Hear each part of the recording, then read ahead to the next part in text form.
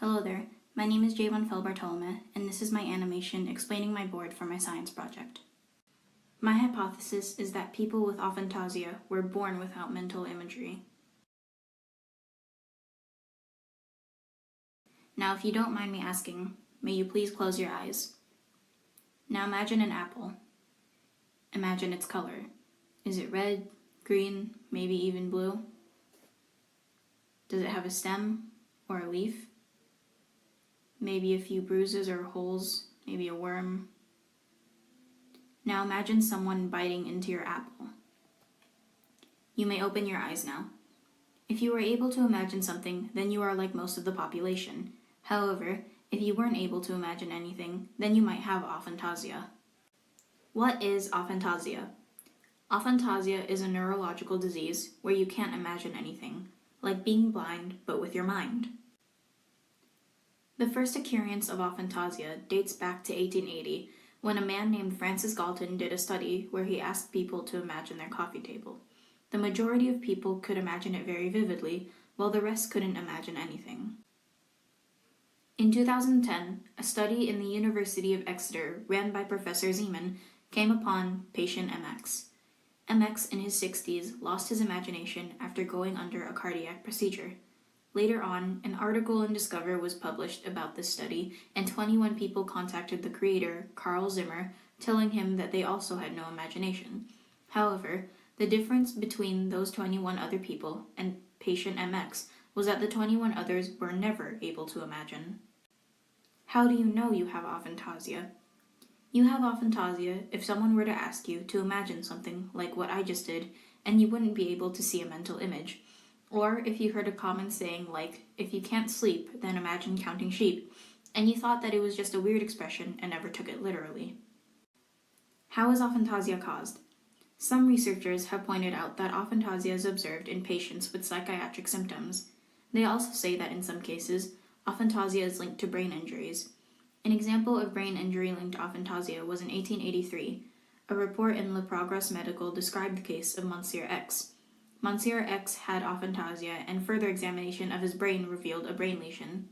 Another example, this time involving psychiatric symptoms, was when French neurologist Jules Cotard described two patients with severe anxiety and depression who also experienced a loss in mental imagery.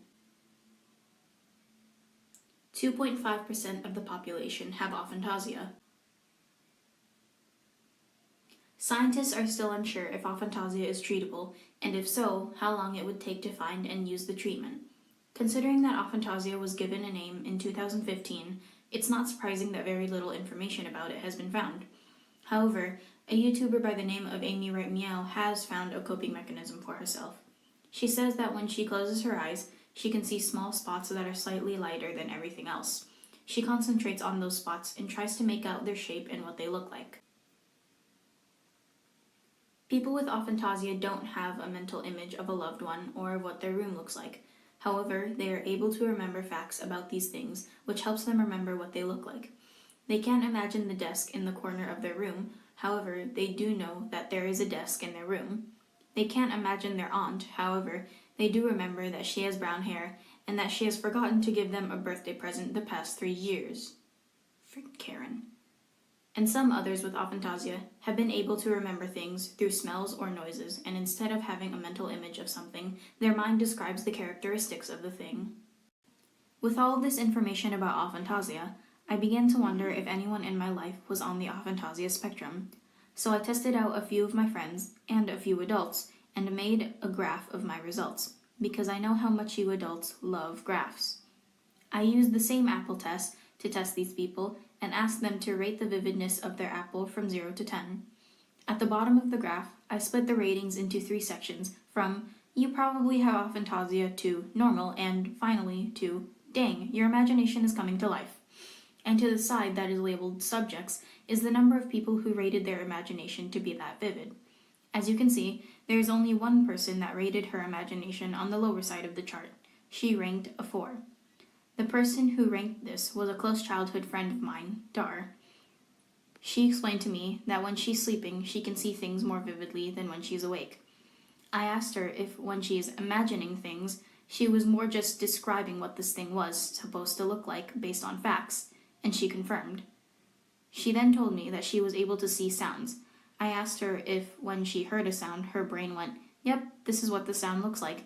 Of course, she's describing what the sound looks like instead of actually seeing it, and she said yes. She then explained that if she were to think about, example, a French horn, she would immediately know what it sounds like.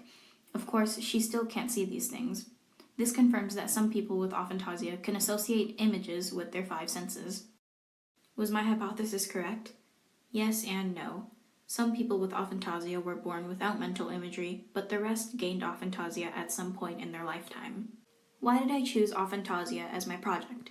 What was my purpose in researching everything I could about the disease?